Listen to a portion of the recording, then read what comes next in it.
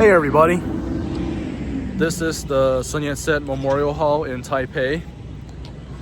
Unfortunately, it is closed for a 2-year renovation and it is not expected to reopen until the end of 2026.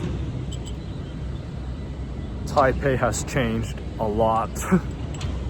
Well, this is something new. This pole. I definitely don't remember seeing a pole the last time I was here. I guess this is part of the renovation. Yeah, it sucks. I was hoping to come see the Republic of China Honor Guard performance and to see them do the flag lowering ceremony.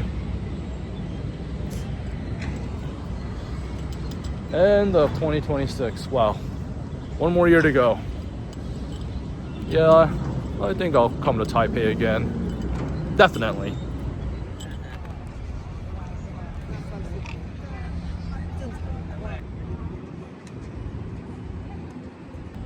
Dr. Sun Yat-sen, the founder and father of the Republic of China and its first political party, Kuomintang.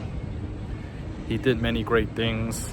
Even CCP respects him to this day.